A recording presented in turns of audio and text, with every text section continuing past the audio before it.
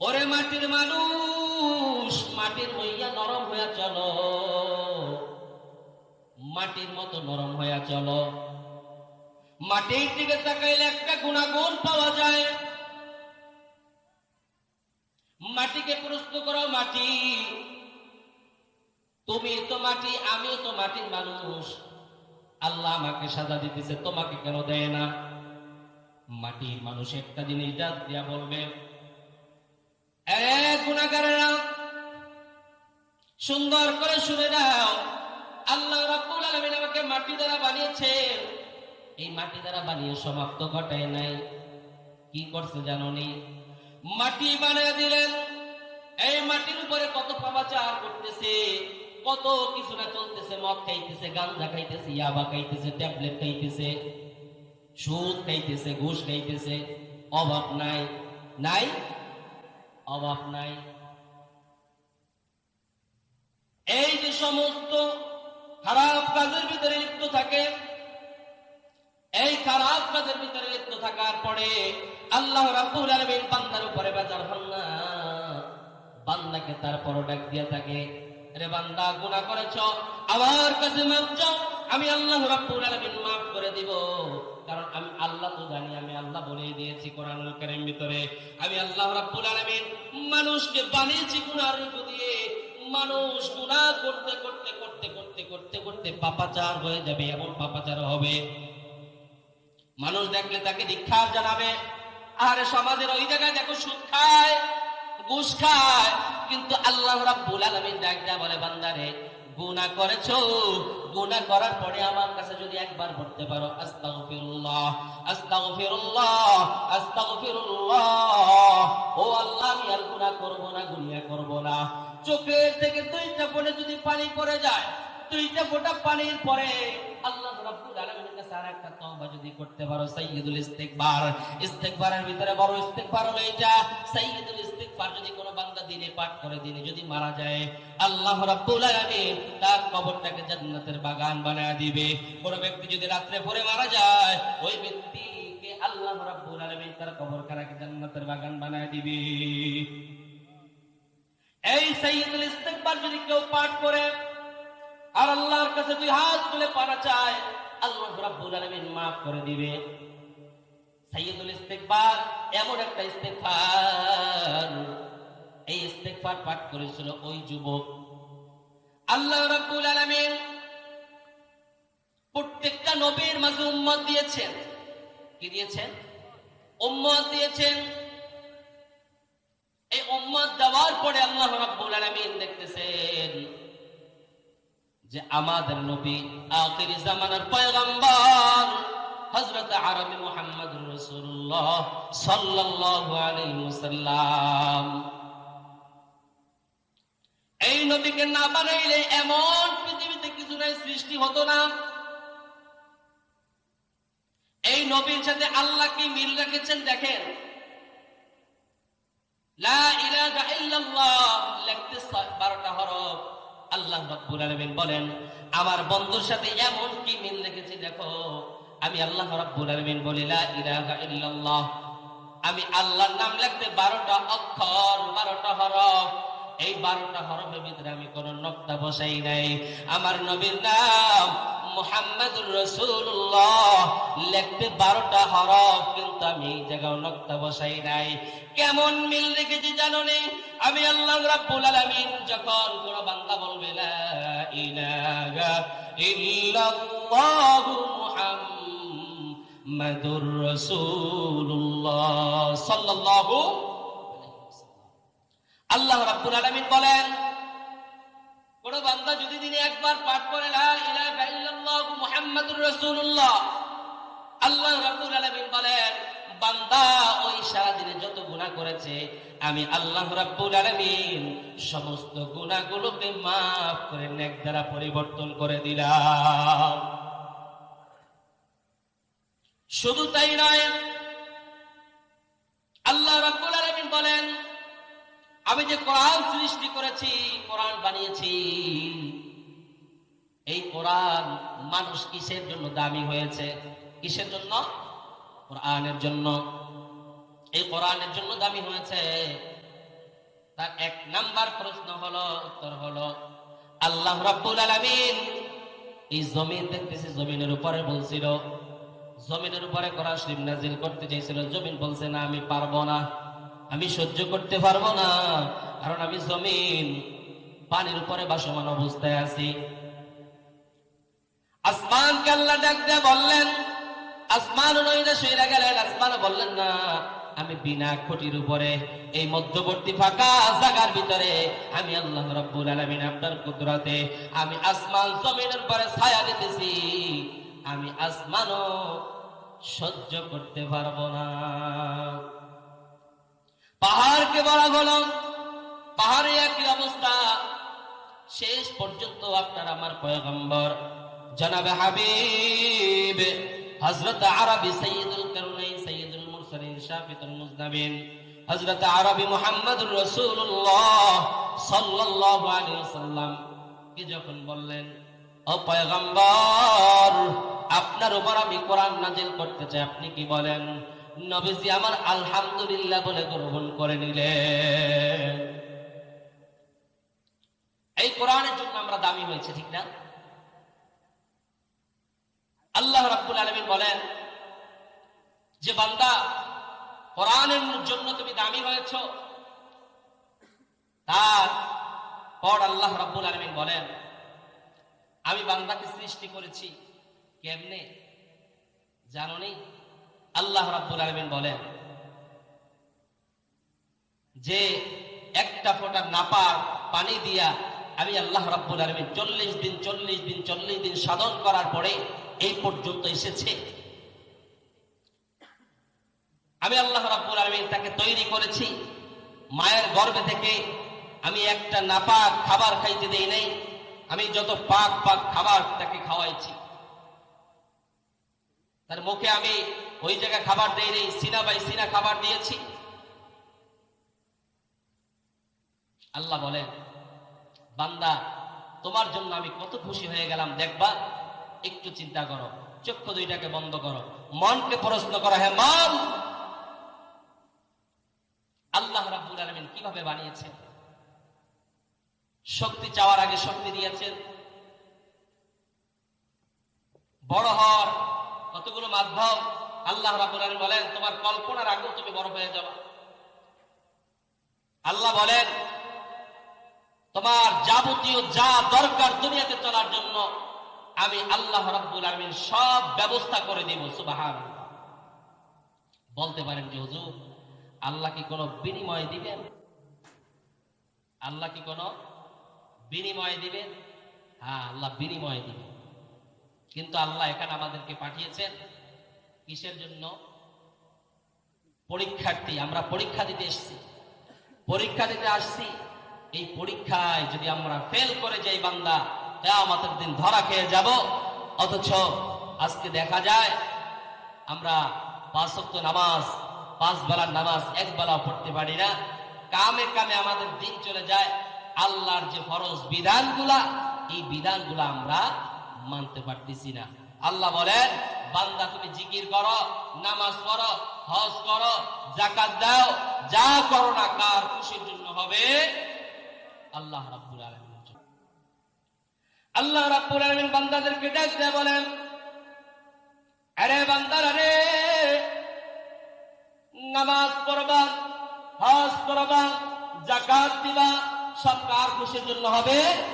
আল্লাহ রাব্বুল আলামিনের জন্য। কিন্তু আমরা করি উল্টা। জামাই গেছে শ্বশুর বাড়িতে, যাওয়ার পরে নামাজ না পড়লে শাশুড়ি কি কবে? ভয়ে নামাজ পড়ে, ঠিক কিনা? হ্যাঁ রে মুসলমান, কি অবস্থা!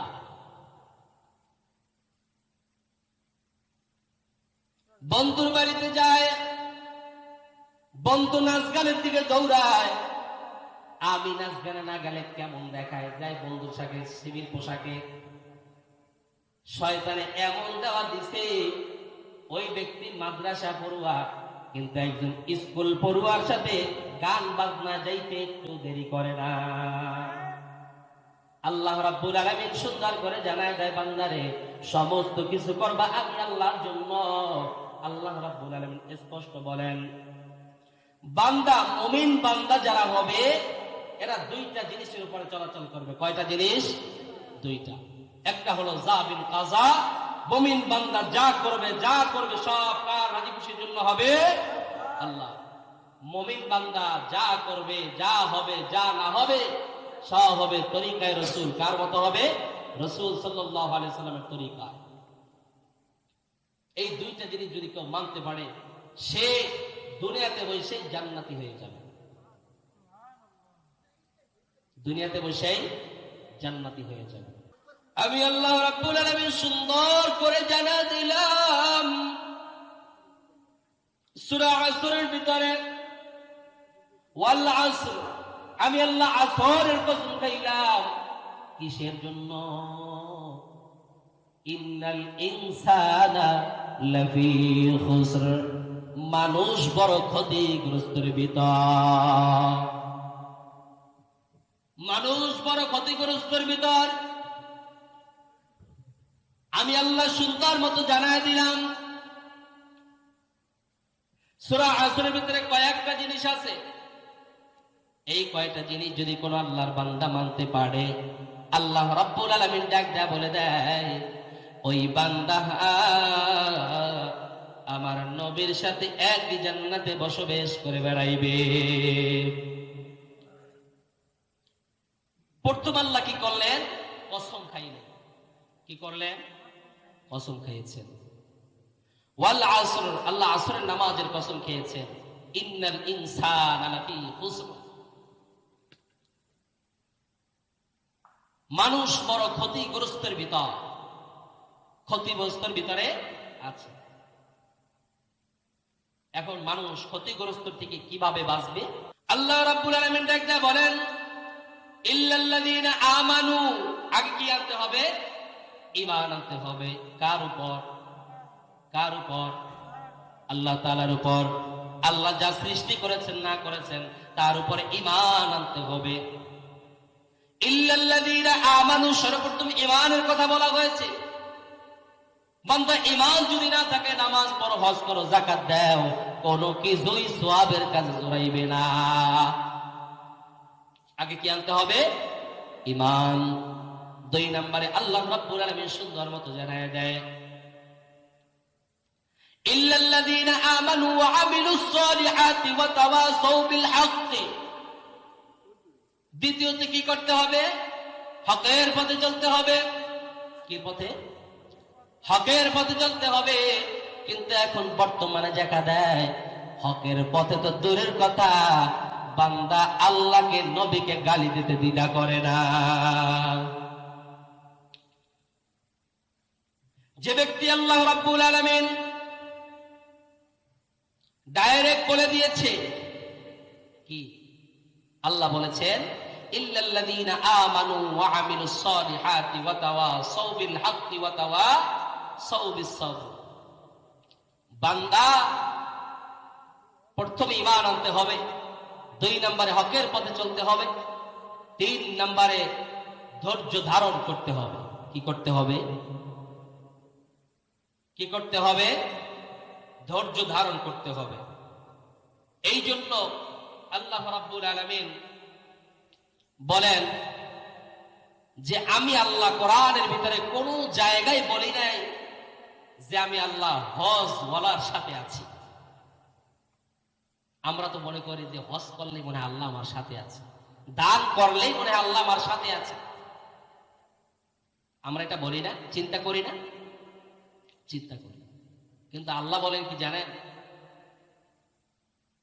আল্লাহ বলেন, আমি নামাজি ওয়ালার সাথে নাই, আমি দিনদার ওয়ালার সাথে নাই, আমি পরহেজগার ওয়ালার সাথে নাই, আমি তাহাজ্জুদ ওয়ালার সাথে নাই,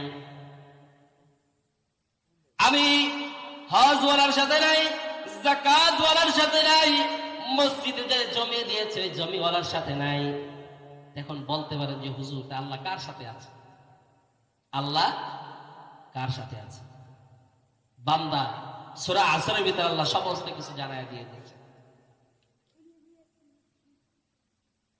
আল্লাহ রাব্বুল আলামিন বলেন, ওয়া তাওয়াসাউ বিল হাক্কি ওয়া সাউবিস সাবর, বান্দা যদি ধৈর্যশীল হতে পারে, আমি আল্লাহ রাব্বুল আলামিন গ্যারান্টি দিয়ে বলে দিলাম, আমি আল্লাহ রাব্বুল আলামিন সার্বক্ষণ ওই বান্দার সাথে আছি। খালি ধৈর্য না, আগে কিন্তু বলে দিয়েছেন কি, আগে ঈমান, তারপরে হক, তারপরে সবর, নাকি খালি সবর করলেই হবে? আগের দুইটা মানতে হবে না? অনেকে বয়ান করার পরে খালি সবরই করেন, নামাজের ধার ধারে না। আগে তো জানতে হবে আল্লাহ কি বলছেন, ঠিক না? আগে জানতে হবে আল্লাহ রাব্বুল আলামিন আমাদেরকে কি সতর্ক দিয়েছেন। এখন আসুন ভাইয়েরা আমার, আমরা বলতে পারি হুজুর 40 বছর হয়ে গেছে, 30 বছর হয়ে গেছে, এখন আমরা কি করব? গুনাহ তো কম করলাম না, জিন্দেগিতে গুনাহটা কাটায় দিলাম, এত পরিমাণ গুনাহ আমার দ্বারা হয়েছে, আমার গুনার খবর আমার মা জানে না, আমার গুনার খবর আমার বাবা জানে না, আমার গুনার খবর আমার দাদা দাদি জানে না, কেউ জানে না, কিন্তু একজন জানে, চিল্লায় বলো তার নাম কি? একজন গুনার খবর তিনি জানে। আল্লাহ রাব্বুল আলামিন বলেন, বান্দারে যত গুনাহ করেছো আমি আল্লাহর কাছে তুমি মাফ চাও, কিন্তু বান্দা গুনাহ করছো, আমি আল্লাহর কাছে মাফ চাও নাই। এই জন্য আল্লাহ আয়াতে কারিমায় জানাই দিলেন, রব্বানা যালামনা আনফুসানা ওয়া ইন লাম তাগফির লানা ওয়া তারহামনা লানাকুনান্না মিনাল খাসিরিন।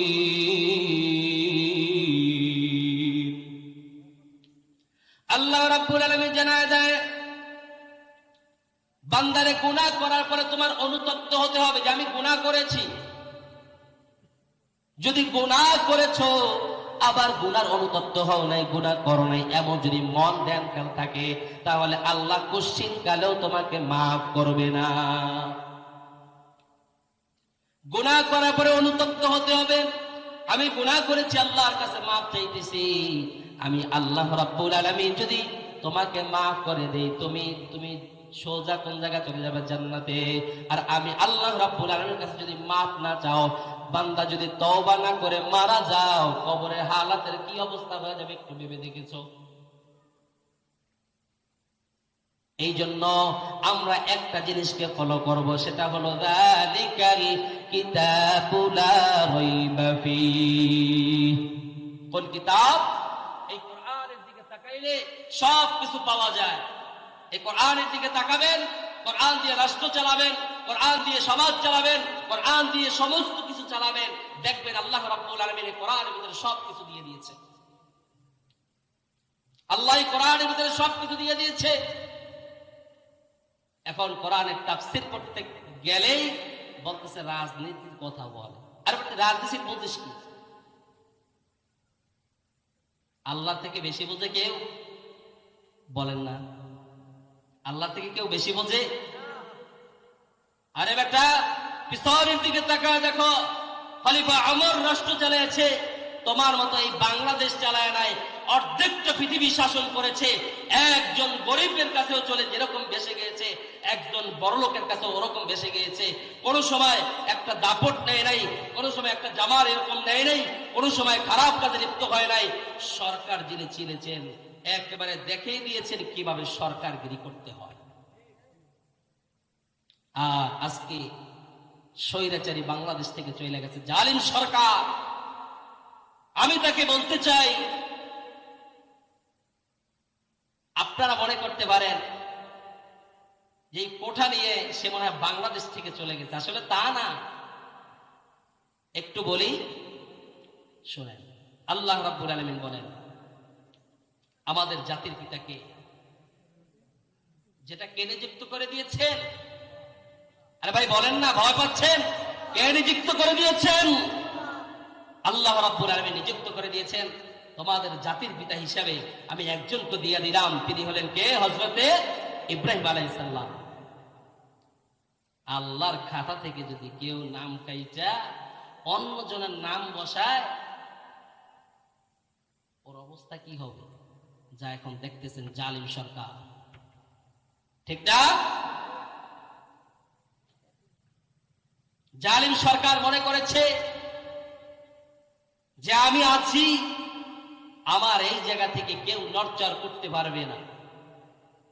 আমি এই চেয়ারে আছি, এই চেয়ার থেকে আমার এক বিন্দু পরিমাণ নড়চড় কেউ করতে পারবে না, এইটা ভাবাও বোকামি।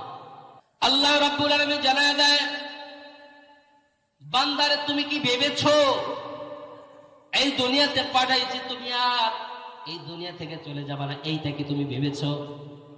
আমি আল্লাহ সরকাররাও যেরকম দুনিয়াতে পাঠিয়েছি, একজন রিকশাওয়ালার ছেলেকেও আমি তদ্রুপ দুনিয়াতে পাঠিয়েছি, একই হালাতে। একই হালাতে যাওয়ার সময় একই হালাতে যাইতে হবে। এক বিন্দু পরিমাণ একজন সরকার যদি দুনিয়া থেকে বিদায় হয়, আপনাদের কাছে আমার প্রশ্ন, বলেন তো সরকারের খাতিরে একটা কাপড় কি তাকে বেশি দেওয়া হয় নাকি? জবাব দেন। একটা কাপড়ও তাকে বেশি দেওয়া হয় না। আবার একটা মুসির ছেলে যদি দুনিয়া থেকে বিদায় হয়, তাকে গরিব বইলে একটা কাপড় কম দেওয়া হয় নাকি? তা আল্লাহ তো শিখাই দিয়েছেন। আল্লাহ রাব্বুল আলামিন বলেন, বান্দাদেরকে দুনিয়ার ভিতরে আমি কিছু দায়িত্ব দিব। কি দিব? দায়িত্ব। এই দায়িত্ব যারা সঠিকভাবে পালন করবে, নবীওয়ালাদের সাথে জান্নাতে যাইবে। আর দায়িত্ব যারা সঠিকভাবে পালন করতে পারবে না, ওই যে আবু জেহেলের সাথে জাহান্নামে লিপ্ত হয়ে যাবে। এই স্বৈরাচারী মনে করেছিল, 1 ঘন্টা আগেও কিন্তু বলেছিল আমি যাব না, আমি যাব না, আমাকে কে সরা, আমাকে কে সরা, আমি যাব না। আল্লাহ বলেন, তুই যাবি না, কিন্তু আমি আল্লাহ তোরে উঠায়া হেলিকপ্টারে নিয়ে দিয়া দিব। তুই যাবি না কোন জায়গায়? আল্লাহ বলেন, আমার এই জমিন যদি তোমার ভালো না লাগে, তুমি এই জমিন থেকে উৎখাত হয়ে যাও, আমার দেশের থেকে, আমার পৃথিবীর ভিতর থেকে তুমি বাহিরে চলে যাও। বান্দা কোন জায়গা আছে যাওয়া? কোন জায়গা আছে? আল্লাহ রাব্বুল আলামিন বলেন, বান্দারে তুমি কি করেছো? আমি আল্লাহ বলেছি জাতির পিতা ইব্রাহিম, ওই জায়গায় তুমি একজন সাধারণ মানুষ হইয়া তুমি ওই জায়গায় তুমি তোমার বাবার নাম দিয়া জাতির পিতা হিসেবে চালাইয়া দাও। আল্লাহ রাব্বুল আলামিন ডাকা বলে দেন, বান্দারে তুমি যত বড় অপরাধ করো না কেন, কিন্তু আমার কাছে নত হও, আমি আল্লাহ রাব্বুল আলামিন মাফ করে দিব। কিন্তু স্বৈরাচারের এতবার বলা হলো যে বাবার মূর্তি ওই জায়গায় উঠায়েন না, ভাস্কর্য মূর্তি ওই জায়গায় উঠায়েন না, এত বলার পরেও বান্দা উত্তক্ত মনে করে নাই। বান্দা মনে করছে, আরে বেটা আমি কে, যা আমারে চিনো? হযরত ইব্রাহিম ছাড়া কেউ জাতির পিতা নয়, হযরত ইব্রাহিম ছাড়া কেউ জাতির পিতা নয়। শেখ মুজিবুর জাতির পিতা কেডা বলে কয়, শেখ মুজিবুর জাতির পিতা সৈরা জালেম কয়। আল্লাহ বলেন, বান্দা আমি যাকে বানায় দিলাম ওই বান্দার বিরুদ্ধে গেলে আমি আল্লাহ রাব্বুল আলামিন তোরে দিল্লি মামুবাড়ি পাঠায় দিব। এই জন্য আসুন ভাইয়েরা আমার, গুনাহ আমরা করেছি কি করি নাই? অনেক গুনাহ করেছি, হাতের দ্বারা গুনাহ করেছি, জবানের দ্বারা গুনাহ করেছি, কণ্ঠের দ্বারা গুনাহ করেছি, এমন কিছু নাই যারা আমাদের দ্বারা গুনাহ হয় নাই। আল্লাহ রাব্বুল আলামিন ডাক দিয়া বলে দেয়, ও বান্দারা তোমরা গুনাহ করেছো, কত গুনাহ করেছো, আমার কাছে মাফ চাও। কিভাবে মাফ চাও আমি পদ্ধতি শিখায়া দেই। কিন্তু আমি আল্লাহ রাব্বুল আলামিন ঘুমাই না। কি করেন না? ঘুমান না। মুসা নবী জিজ্ঞাসা করেছিল, আল্লাহ আপনি ঘুমান না কেন? বলে আমি যদি আল্লাহ ঘুমায় যাই কি অবস্থা হবে? বলে কি হবে? তুমি একটু ঘুমাও। মুসা নবী আল্লাহর সাথে প্রায় সময় এরকম মজার কথা বলতো। তা মুসারে বলতেছে, মুসা তুমি আমাকে ঘুমাইতে বলতেছো, আচ্ছা এক গ্লাস পানি নাও, তোর পাহাড়ে যাও, যে এক গ্লাস পানি নিয়ে দাঁড়ায় থাকো। বান্দা দাঁড়ায় রয়েছে, আল্লাহর পয়গম্বর দাঁড়াইতে দাঁড়াইতে এমন একটা সময় আছে ঘুমের তন্দ্রা খাইছে, গ্লাসটা পইরা দুইটা ভাগ হয়ে গেছে। ভাগ হওয়ার পরে মুসা নবী ইচ্ছা করে বলতেছে নিজে নিজে, আল্লাহ আমার হাতে গ্লাসটা, আমি গ্লাসটা রাখতে পারলাম না, তুমি আল্লাহ যদি ঘুমায় যাও পৃথিবী কি অবস্থা হয়ে যাবে। এই জন্য আসুন আজকের মাহফিল থেকে দুইটা জিনিস শিখে যাব আমরা। কয়টা? এক নাম্বার, কিভাবে নেক আমল করলে আল্লাহর কাছে যাওয়া যাবে। দুই নাম্বার হলো কিভাবে মাফ চাইলে আল্লাহর কাছ থেকে মাফ, বিনোদন ভাবে আল্লাহর কাছ থেকে ক্ষমাশীল হয়ে আসা যাবে। আল্লাহ রাব্বুল আলামিন বলেন যে কোন বান্দা যদি আমার কাছে মাফ চাইতে চাও, আমি আল্লাহ রাব্বুল আলামিন সুন্দর একটা টাইম জানায় দিলাম। কি টাইম? কি কেমন টাইম জানায় দিল আল্লাহ রাব্বুল আলামিন? জানায় দেন, বান্দারে পৃথিবীর সমস্ত মানুষ যখন ঘুমায় যায়, একজন ঘুমায় না, তার নাম কি? জোরে বলেন, আরো জোরে বলেন। এই আল্লাহ কখনো ঘুমায় না। আল্লাহ বলে আমি কিছু পানাহার করি না, আমি কিছু পান করি না, আমি আল্লাহ ছেলে নাই, মেয়ে নাই, আমি আল্লাহর কেউ নেই, আমি আল্লাহ একলা। কে? একা। এই আল্লাহ রাব্বুল আলামিন বলে আমার বান্দা, সেই বান্দা বান্দিরা যত গুনাহ করবে সমস্ত গুনাহ থেকে যদি মাফ চাইতে চান, আমি আল্লাহ রাব্বুল আলামিন সুন্দর সিস্টেম জানায় দিলাম। কি সিস্টেম জানো রে বান্দা? আমি আল্লাহ রাব্বুল আলামিন জানায় দিলাম, বান্দারে যখন মাফ চাবা কোন সময়? পৃথিবীর সমস্ত মানুষ যখন ঘুমায় যায়, পৃথিবীর সমস্ত মানুষ যখন ঘুমায় যায়, পশু পাখি যখন সবাই ঘুমায় যায়, আমি আল্লাহ রাব্বুল আলামিন এই প্রথম আসমানে আসতে থাকে। যেই আসমান আমরা চোখ দিকে দেখি, এই আসমানে আল্লাহ রাব্বুল আলামিন আসিয়া ডাকতে থাকে, আব্দুর রহিম, আব্দুর রহিম, ও আব্দুল গফফার, আব্দুল কাহার, ও আব্দুল সত্তার, কত গুনাহ করেছো, ওঠো, আমি আল্লাহ রাব্বুল আলামিন নিজে এসেছি তোমার গুনাহগুলো ক্ষমা করার জন্য। আমি আল্লাহ প্রথম আসমানে চলে এসেছি, বান্দা আমার কাছে মাফ চাও, আমি আল্লাহ রাব্বুল আলামিন মাফ করে দিব। বান্দার টাকা লাগবে, বাড়ি গাড়ি লাগবে, সমস্ত কিছু ওই সময় চাও, আমি আল্লাহ রাব্বুল আলামিন তোমার সমস্যার সব সমস্যা মিটাবো। কে বলেন? আল্লাহ। আল্লাহ বলেন গুনাহ করেছো, এমন গুনাহ করেছো বাবা, তওবা না করে যদি মারা যাও, কবর যাওয়ার পরে তিনটা সওয়াল, তিনটা প্রশ্ন হবে। কয়টা প্রশ্ন? তিনটা প্রশ্ন হবে। এক নাম্বার, মার রব্বুকা, তোমার রবকে। দুই নাম্বার, মান দীনুকা, তোমার দিন কি। তিন নাম্বার, রাহমাতুল লিল আলামিনকে দেখা বলবে চিনুনি, যদি না চিনে তাহলে তার কপালে বড় ভোগ বিলাস।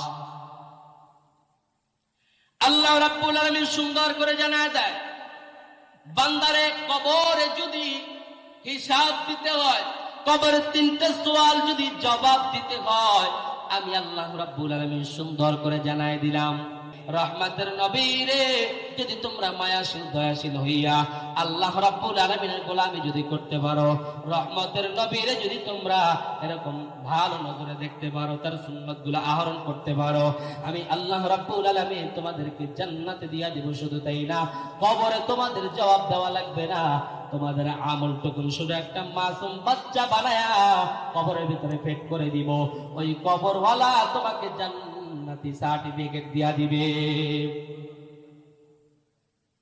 কবরে যাওয়ার পর তিনটা প্রশ্ন হবে। বান্দা যদি ঈমানওয়ালা হয়, পাপাচার যদি না করে, যদি ভালো কাজ করে, তাহলে বান্দার উত্তর দিতে বড় সহজ হয়ে যাবে। আর যদি বান্দা গুনাহগার হয়ে যায়, আল্লাহ রাব্বুল আলামিন ফেরেশতাদের মাধ্যমে জানায় দিবে। প্রশ্ন করবে কি, মার রব্বুকা, তোমার রবকে। ওই ব্যক্তি বলবে লা আদেরি, লা আদেরি, লা আদেরি, আমি কিছুই জানি না, দুনিয়াতে কিছুই শুনি নাই। দুই নম্বরে প্রশ্ন করবে কি, মান দীনুকা, তোমার দিন কি ছিল। বলবে লা আদেরি, আমি কিছুই জানি না। রাহমাতুল লিল আলামিনকে দেখায় বলবে চিনুনি, বলে একে তো আমি কোনো সময় দেখি নাই। তিনটা প্রশ্ন যদি ধরা খায়া যাও, আল্লাহ রাব্বুল আলামিন ডাক দেয়া বলে দিবে, ও কবরের দুই পাশের মাটি চাপ দাও, সামন থেকে পিছন থেকে চাপ দাও, এমন ভাবে চাপ দিবে এক পাজরে হাড্ডি অপর পাজরে লেগে যাবে, কোনো বাঁচার সম্ভব উচ্চপনা হয়ে যাবে না। প্রথম ঘাটি হলো কবর। এই কবর যদি ধরা খাওয়া যায় আর তো কোনো উপায় হবে না। বান্দারে কবরে যেভাবে সওয়াল করবে, প্রশ্নের উত্তর দেওয়ার জন্য আমাদেরকে দুনিয়াতে ভিতর তৈরি হতে হবে কি হবে না? হবে না? হবে। এই জন্য আমরা গুনাহ করেছি, কিন্তু এখন মাপ চাইতে পারতেছি না। অন্তরটা বড় নাপাক হয়ে গেছে, অন্তরটা বড় কালা হয়ে গেছে। এই অন্তরের ভিতরে মায়া মায়া কথাগুলো ঢুকে না, ঢোকার জন্য আল্লাহ রাব্বুল আলামিন দুইটা জিনিস রেখেছেন। এক নাম্বার হলো কোরআনুল কারীম, দুই নাম্বার হলো চোখে পানি। এক নাম্বার কি? কোরআন। দুই নাম্বার কি? চোখের পানি। আজকে মোনাজাতে হাত উঠাইলে চোখের পানি থেকে চোখ পানি পড়ে না, চোখের পানি পড়ে না। মোনাজাত তুললে হারে কি হাসাহাসি করতেছে, ওদিকে একজনের বাবা নাই কি সুন্দর কান্না করতেছে। আল্লাহ রে, বাবা নাই, বাবার ব্যথাগুলো এখন বুঝতেছে কি অবস্থা। কিন্তু মানুষ বুঝতেছে না। আল্লাহকে বুঝার মতো তৌফিক দান করুন। এই জন্য আল্লাহ রাব্বুল আলামিনের কাছে মাফ চাইতে হবে কি হবে না? মাফ চাইতে হবে কি মাধ্যমে? আল্লাহ রাব্বুল আলামিন জানায় দেয়, ও বান্দারা, গভীর রজনীতে উঠিয়া 2 রাকাত তাহাজ্জুদের নামাজ পড়িয়া যদি আমি আল্লাহর কাছে মাফ চাও, চোখের পানি মাটিতে পড়ার আগে আগে আমি আল্লাহ রাব্বুল আলামিন তোমার গুনাহগুলোকে মাফ করে দিব। তুমি অনুতপ্ত করো, গুনাহ করেছো। আমার আল্লাহ তো বলেন নাই যে মানুষ গুনাহ করে নাই, এমন কিছু আল্লাহ বলেন নাই। আল্লাহ বলেন আমি গুনাহের রিপু দিয়া মানুষ বানাইছি, গুনাহ করবে আবার মাফ চাবে, গুনাহ করবে আবার মাফ চাবে, গুনাহ করবে আবার মাফ চাবে। আমি আল্লাহর এটাই বড় পছন্দ। কি বলেন? একজন চেয়ারম্যান যদি বসা থাকে, চেয়ারম্যানের বাড়ি যদি বারবার বারবার যায়, চেয়ারম্যান কি খুশি হয় না? বলেন। চেয়ারম্যানে বাদই দিলাম, ঘরে যখন মা থাকে, যে যখন মা বলে একটা ডাক দেন, বিদেশ থেকে সন্তান যখন 4 বছর 5 বছর যখন পরে আসে, মা বলে একটা ডাক দেয়, ওই মা ডাকে যে কত বড় একটা শান্তি লাগে। আল্লাহ বলেন তোর মার ভিতরে আমি মায়া দিছি। তা মনে কর যে আমি আল্লাহ তোর মার ভিতরে কতটুকু মায়া দেওয়ার পরে তোর মা তোকে বুকে টেনে নিতে পারে, আমি আল্লাহর কত বড় মায়া, কত বড় মায়া, কত বড় দয়া। আর তুই আমি আল্লাহকে ভুলে যাস, আমার আল্লাহর কাছে মাপ চাস না। তুই কোন জায়গা যাও, এদিক ওদিকে যা মাজার পূজারের সিদ্ধা দাও। আল্লাহ রাব্বুল আলামিন বলেন, লিমানিল মুলকুল ইয়াউম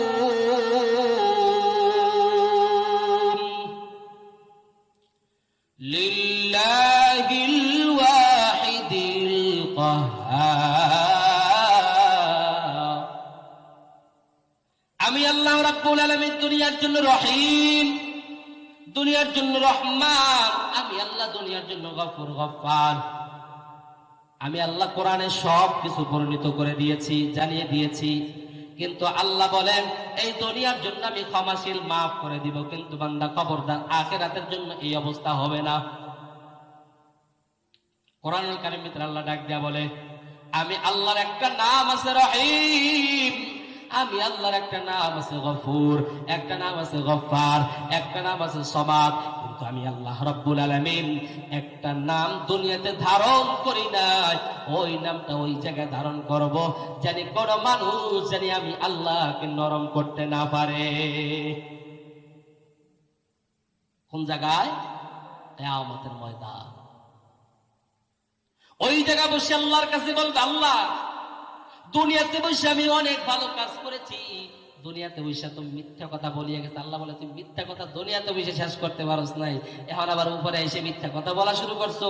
আল্লাহ বলবে ফেরেশতাদেরকে, ফেরেশতারা যাও, যাই আমার জিহ্বাকে টান দিয়া চতুর্দিকে পেঁচাও, মাথার পিছনে একটা লোহা গাইরা দাও, লোহা গাইরা দেওয়ার পরে মুখ থেকে কথা বন্ধ।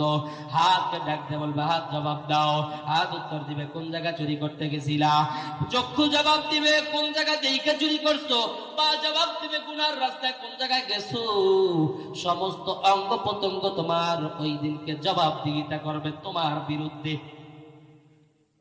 একটা জিনিস বুঝে রাখেন, আপনি জিহ্বাকে কত ভালোবাসেন, মুখকে কত ভালোবাসেন। দেখেন মুখে খাবার তুলে নেন, বারবার খাবার তুলে নেন, খাবার তুলে নেন। এই জিহ্বাকে এত ভালোবাসার পরেও আপনার দাঁতে কিন্তু জিহ্বাতে হঠাৎ করে একটা কামড় দিলে বোঝা যায়, আহলে এত সুন্দর করে জিহ্বাকে আমি আদর পাদর কইরা লালছি মানছি সবকিছু করছি, এখন জিহ্বা আমার সাথে কি বেয়াদবি করতেছে,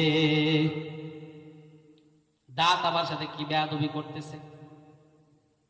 এই জন্য আল্লাহ রাব্বুল আলামিন বলেন যে বান্দা গুনাহ করেছো, আমার কাছে মাফ চাও, আমি আল্লাহ মাফ করে দিব, আমি আল্লাহ মাফ করে দিব। বান্দা যদি মাফ চাইয়া কবরে যাইতে পারো, আমি আল্লাহ রাব্বুল আলামিন তোমার কবরটাকে জান্নাতের বাগান বানায় দিব। সুবহানাল্লাহ। এই জন্য আসুন ভাইরা আমার, একটা জিনিস সুন্দর করে বুঝে নেই, জাহান্নামের অসংখ্য আয়াত আল্লাহ কোরআনের ভিতরে জানিয়ে দিয়েছেন। বান্দা জাহান্নামকে ভয় করো, জাহান্নাম দিয়েছে আল্লাহ বলেন আমি আল্লাহ তো আছি, আমি আল্লাহকে তোমরা ভয় করবা না, আমি জানি। যদি ভয় করতো এত পাপাচার করতো না, আল্লাহকে সেজদা না দিয়া মাজারে দেয়া সেজদা দিত না, আল্লাহর রাস্তায় টাকা খরচ না কইরা গান বাজনায় টাকা খরচ করতো না। আমি আল্লাহ জানি, আমি আল্লাহকে ভয় করবা না, এই জন্য আমি আল্লাহ বলে দিলাম জাহান্নামকে ভয় করো, হলো আমাকে ভয় করো। কাকে? জাহান্নামকে। এই জাহান্নামের আগুন যদি হাতে লাগে যায় হাত পুড়ে যায়, পায়ে লাগলে পা পুড়ে যায়। আমার আল্লাহ রাব্বুল আলামিন ডাক দেয়া বলে দেয়, বান্দারে জাহান্নামের আগুন এমন অবস্থা হবে, হাতে লাগলে হাত পুড়বে না, পায়ে লাগলে পা পুড়বে না, হাতে লাগলে কলিজা পর্যন্ত ভুনা হয়ে যাবে, পায়ে লাগলে কলিজা পর্যন্ত ভুনা হয়ে যাবে, এমন অবস্থা হবে কিয়ামতের ময়দানে। এই জন্য আসুন ভাইরা আমার, তওবা করে নেই। বাবা তওবা যদি করতে পারো, খাঁটি তওবা করে নাও, আজকের মাহফিল সফল হবে। দুইটা জিনিসের জন্য তোমরা বলতে থাকো, একটা জিনিস কি, আমরা নবীর জন্য সব কিছু করতে পারি, নবীর জন্য স্বৈরাচারীরা ধাওয়াইছি, নবীর জন্য সব কিছু করছি। এখন আমি একটা কথা বলবো, কথাটা কি আপনারা কি রাখবেন? রাখবেন? রাখবেন ইনশাআল্লাহ? অসংখ্য ভাই মুখের ভিতরে দাড়ি দেখা যাচ্ছে। ভাইরা, আল্লাহ রাব্বুল আলামিন বলেন, বান্দা, এই বান্দাদেরকে আমি দুনিয়াতে বসে কিছু কিছু জিনিস জানাই দিচ্ছি, কিছু কিছু জিনিস জানিয়ে দিচ্ছে। তার ভিতরে এক নাম্বার হলো, বান্দা নামাজ পড়বে, তারপরও গুনাহ হবে, গুনার খাতা চলতেই থাকে, গুনার খাতা চলতেই থাকে। বাবা দাড়ি কাটলে যদি ভালো থাকতো, আমি বক্তা হয়ে আমি দাড়ি কাটতাম, ভুল করতাম না। দাড়ি কাটলে যদি সওয়াব কামাই করা যেত, তাহলে আমি বক্তা হয়ে দাড়ি কাটতাম, আমি রাখতাম না। দাড়িটা রেখে দেন। আল্লাহ নবী বিশ্ব নবী রাহমাতুল লিল আলামিন জানায়া দেন, আমি কিয়ামতের ময়দানে দুইটা জিনিস দেখে আমার উম্মত গুলোকে যাচাই বাছাই করব। এক নাম্বার হলো দাড়ি, দুই নাম্বার তার নূরের চেহারা। বান্দা যদি ওযু করে চেহারাটা ঝলমল করবে কিয়ামতের ময়দানে। আর আল্লাহ রাব্বুল আলামিন বলেন, ওই বান্দাদেরকে আমার নবী হযরত আরবী মুহাম্মদুর রাসূলুল্লাহ সাল্লাল্লাহু আলাইহি ওয়াসাল্লাম, আমি যে পয়গম্বর পাঠিয়েছি, এই পয়গম্বর ওই দিনকে হাউজের কাউসারের পানি সমস্ত উম্মতদেরকে যারা জান্নাতে যাবে তাদেরকে পান করানোর মতো ব্যবস্থা করে দিবে। এই জন্য আসুন ভাইরা আমার, দাড়িটা রেখে দেই, দাড়ি রেখে দিব, দাড়ি কাটবো না। নামাজ পড়লেও গুনাহ হতে থাকে, হজ করলেও গুনাহ হতে থাকে।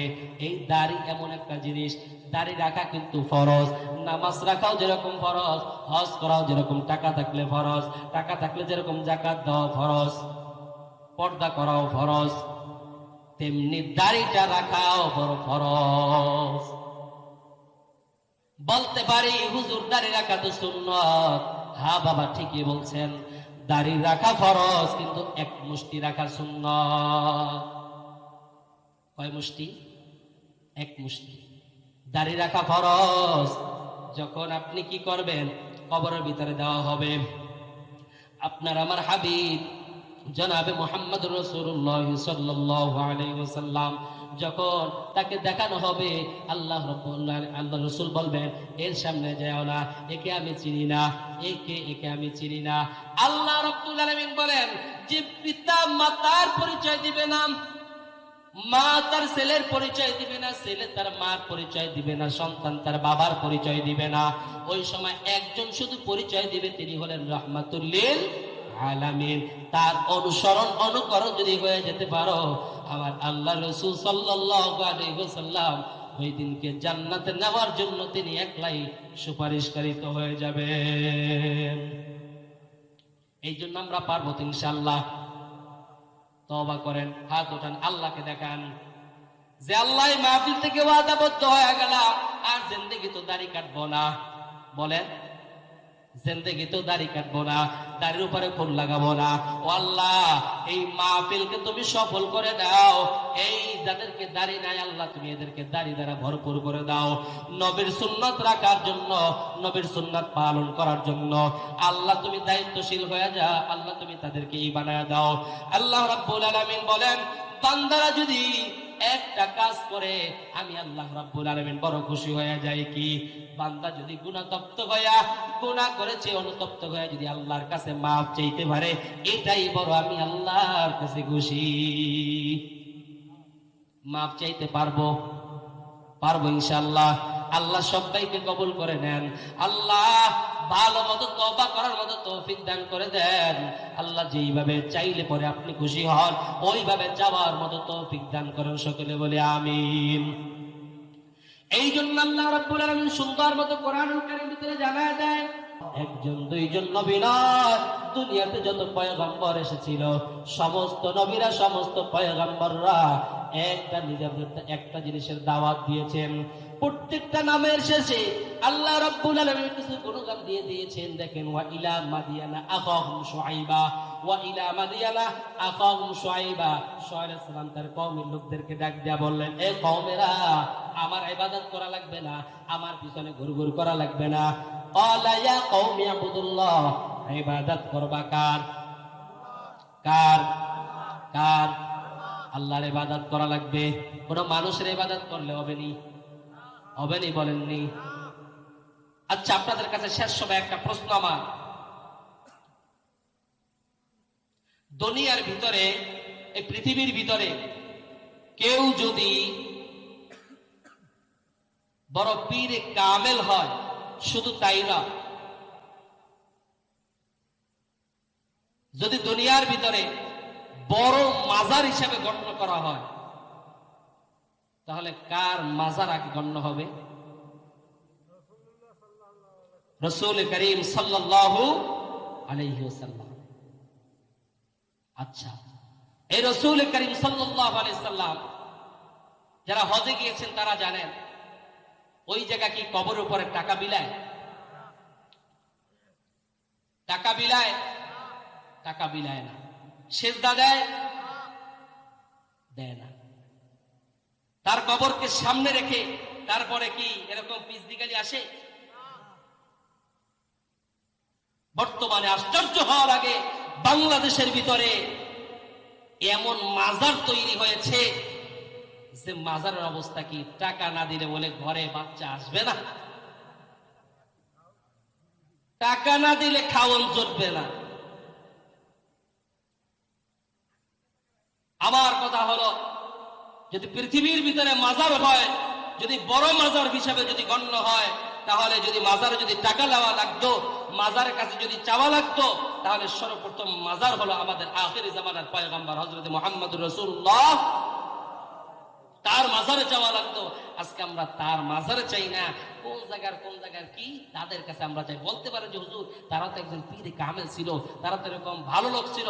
আচ্ছা বলেন তো, আমার নবীর থেকে কি বড়? নবীর থেকে বড়?